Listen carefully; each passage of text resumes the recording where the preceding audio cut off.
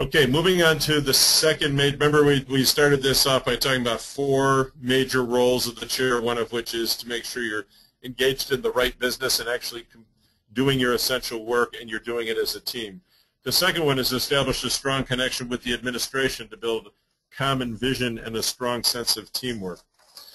I'm going to move through this quickly because it's an important one, but I want to make sure that we're going to get through all the aspects of what we're about here tonight. The most successful districts that I've seen as I've gone around the state have been where board chairs and superintendents slash administrative teams, but first and foremost, most board chairs and superintendents have developed the kind of relationship where they are focused on what are we trying to do here for the children and the taxpayers of this town. What is our vision? What are we trying to accomplish? How can the board, what kind of parameters has the board created? What kind of resources have been put together by the board to be able to support the program? And the superintendent is able to exercise creativity in moving the agenda forward consistent with the parameters of the board. It's all about that relationship, those communications, and so on. So what I want to do is run through, one other thing I'll say. Most people are aware that in the state of Vermont, we have significant turnover within the ranks of our superintendents. The average superintendent is here about 3 years. Unfortunately, when you're engaged in any kind of an improvement process or a change process, it takes more than 3 years to get that work done. And so it is very important work by a board to both recruit and hire a high-quality administrator, and then to create the conditions where the board can be confident that the work is getting done, and where the superintendent feels that they've got the kind of work environment where they can exercise creativity and leadership and help move a system forward without being in a intensely micromanaged situation, which really does squelch people's initiative and creativity. So it's all about the relationship. So there's 3 things I'm going to say about this. One is from the point of view of a board chair, we've already talked about this, making sure that the board is doing its job and that the board is not getting into micromanagement. Secondly, to make sure that as a board chair that you're expecting administrators to do their jobs and do them well, and you're allowing administrators to do their jobs and do them well. And sometimes that's a fine line between those two. And to seek and encourage their leadership. The folks you hire as your administrators are professional educators who bring a lot of expertise and knowledge and connections, who can really help the board forge the path ahead, and would encourage you to encourage them to be strong partners with you in establishing a vision for the district. And then the last 2 here are assuring good communication and assuring that challenges are addressed and that there's an accountable system. I'm flying through those 2 because we're going to get into them in a second.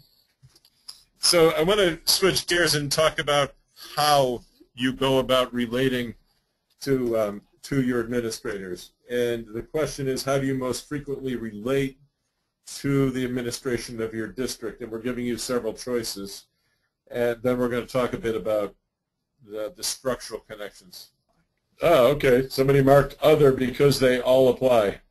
It's kind of a split between meetings with the superintendent, district board meetings. Some of you, it's one-to-one meetings with your principal, and much less so executive board of SU, and then, of course, there's other. So this is really, being clear on roles really means, it's probably a bit of a misnomer. I wanted to talk about how you connect between the board and your administrators.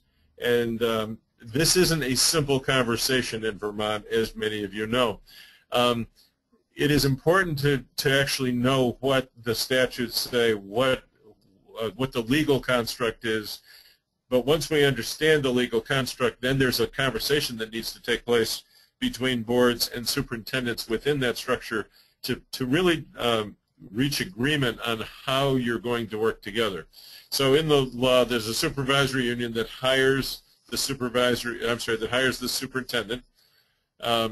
In most areas, there is obviously the SU chair is the primary sort of connection with the superintendent, and many places have an executive committee, and I'd say the majority of those tend to be the board chairs of the various districts in that supervisory union. I'm going to just keep going here. All right, so then on a district level, the board is responsible for the oversight of education. The superintendent is, again, legally the chief executive officer. In other words, at the end of the day, if there's problems in your school, it is the superintendent that is accountable for the operation itself.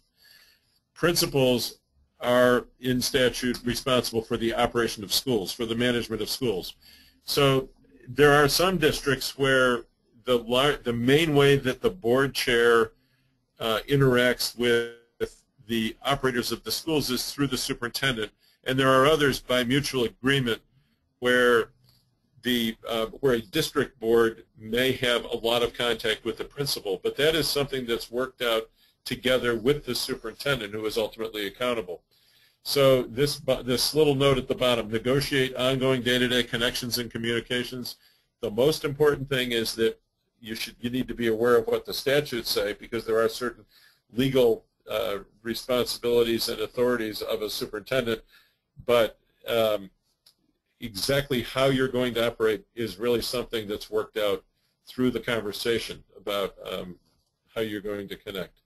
And the last thing I'm going to say here, I'm going to whip through this, is that as a board chair, there are aspects of guidance, support, and supervision for a superintendent. Part of it is making sure that there's goal setting going on, that you don't just have all the different board members have different ideas in mind of what they'd like to see people achieving, and making sure that the superintendent is in fact doing the same for the principals.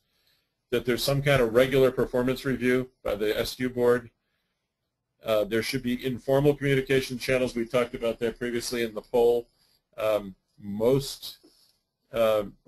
In most supervisory unions, there's a regular sit-down between the board chair and the superintendent.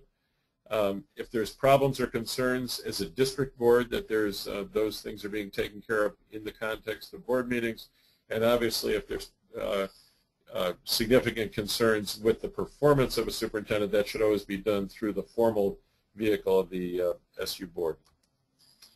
Steve, one question that came up that I think would be helpful if you replied is what role the executive committee can really play. The questioner answered his own question quickly to say they've used it very infrequently and only to advise the superintendent. Yep. But any other thoughts on the role of the executive committee? We've had a lot of questions here about that.